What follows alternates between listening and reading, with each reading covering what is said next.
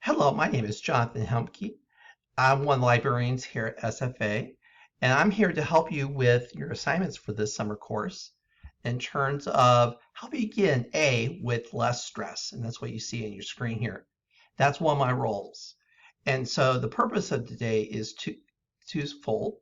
The first fold here is that we are going to show you a way to get quality and relevant sources.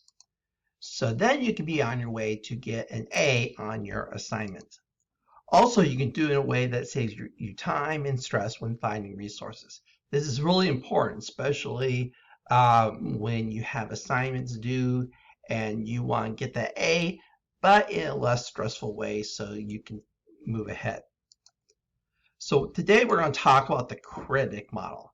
This is going to help you choose those quality and relevant resources. First is the claim.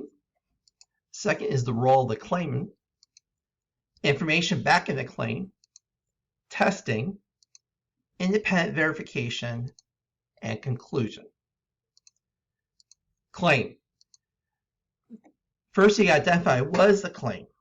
And basically is what is the source saying? So is my source saying a certain thing that I need to recognize? And we're going to use the topic today of children and especially in preschool about screen time. That's our topic. So if I find a source was saying about that area, what are they saying about screen time and children? Second part is the claim timely and relevant? Is it in the last couple of years? Has it been published in the last couple of years? Also, is it relevant to my topic? The second thing is their bias. For example, is the source saying that no, the children should not have any screen time, but they don't back it up with any information. So bias is a real thing we gotta realize when we're working through this area. Role of the claimant. That's when you identify who is the author. And that is really important because you want to make sure the author has credibility. Do they have the expertise in that area? For example, you don't want to find a resource that's just done by let's say, another student at college that knows something about screen time in children, but they may have that degree in psychology or in education that'll help their credibility. So the one thing you look for is the author credible. Also, is there potential bias of the author? Do they belong to an organization where maybe screen time they're against, for example, they want less time with children on screens. And so does the author have bias towards an area? So you got to recognize that too. Information back in the claim. That means what information does the author use to back the claim? Do they have, for example, information within the source that backs up their claim? Do they use other sources to back it up? And can that information be verified, or does the source rely on testimonial evidence? That means, can the information be verified with another source? So if they use a statistic, can I find that statistic somewhere else? Or is it based on maybe a testimonial they interviewed maybe a student or a child? Is that reliable enough? So that's what you got to look at, is the information that they're using to back up their claim. And also, does the source present original research? Or does it use other people's research? Now with that one, there's no right or wrong answer, but you got to identify it. So then that way, if they present original research, how do they explain how they gather the research? Did they do interviews? Did they work with other students? Did they go on the community or schools with children with screen time? So that's what you got to present with original research. And does the source have a bibliography at the end? That is a real key thing to look at. Is that gives you a clue that they have reliable backing of the information of the claim. And also they cite their references in the text. That means, do they have those parentheses at the end of each sentence saying where they got the information from? That's another key thing that you got to look for. The next thing here is the source a peer-reviewed journal? Usually that's another sign that means it's a quality source that you can use.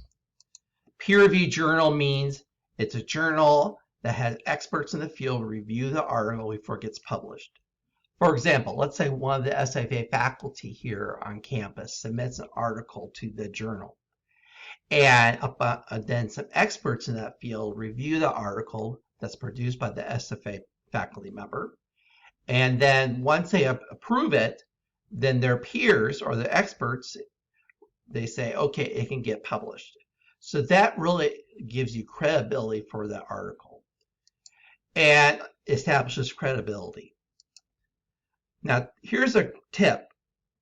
If you use the library databases on the library's website, you're more apt to get those peer-reviewed journals. This is a tip to save you time. That way you're not using Google to find those peer-reviewed journals. So the library databases are a key way to find that information. Here's another tip we call the skeptic's rule. Extraordinary claims require extraordinary evidence. So if you have a claim that you're seeing somewhere in an article or a website, and for example, let's say they say all children should not have more than 5 minutes of screen time, then they should have really good solid evidence to back it up. If they don't, that source then that you're looking at may not be the best source to use because they don't back their claim up. So make sure that you have you're really analyzing, is that the best source to use?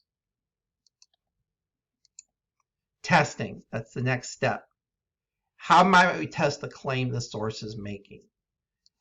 And what that means is that can I test what they're saying? So if they say children under the age of 5 should only have 5 minutes of screen time, that's their claim.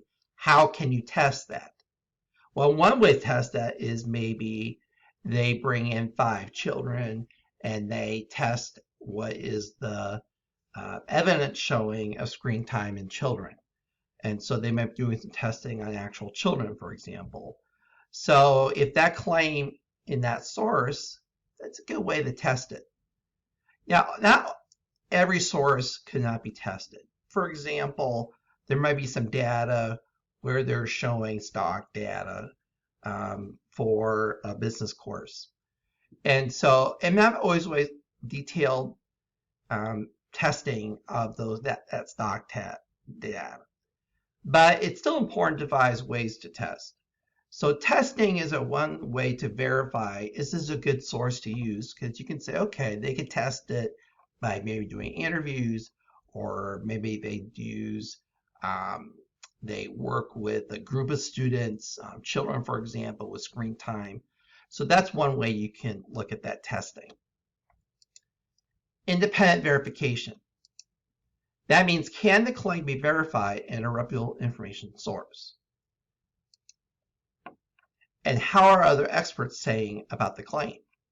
So basically, what you're saying is, maybe the claim is children under the age of 5 should only have 5 minutes of screen time. Can you find another source that can verify that? So maybe use the other library databases to find another article that will verify that source.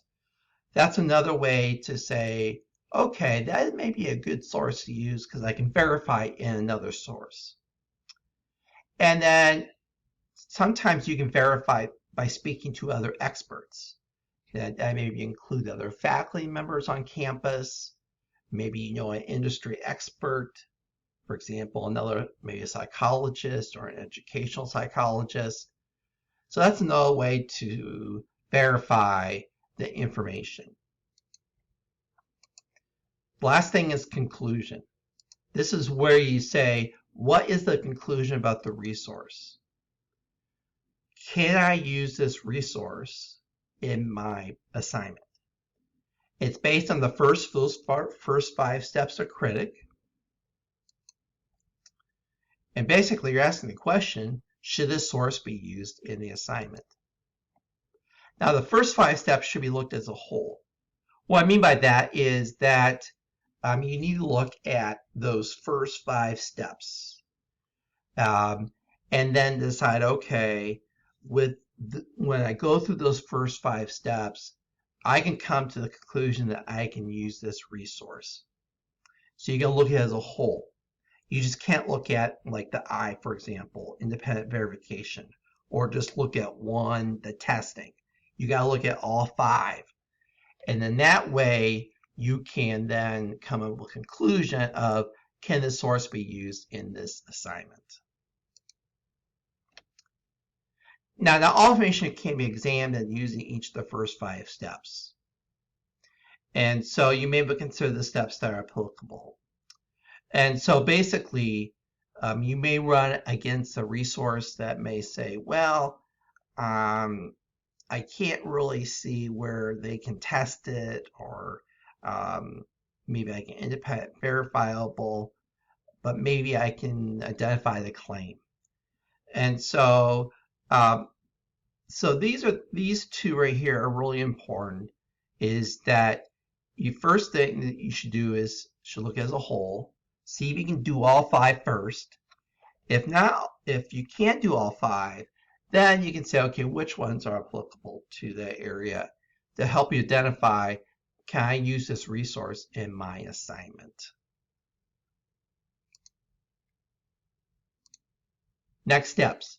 The next 2 short videos that you're going to see will demonstrate how you can apply the CRITIC method to 2 more articles, 2 resources that we're going to look at. So you're on your way to get the A with less stress. Thank you very much, and I'll see you in the next video.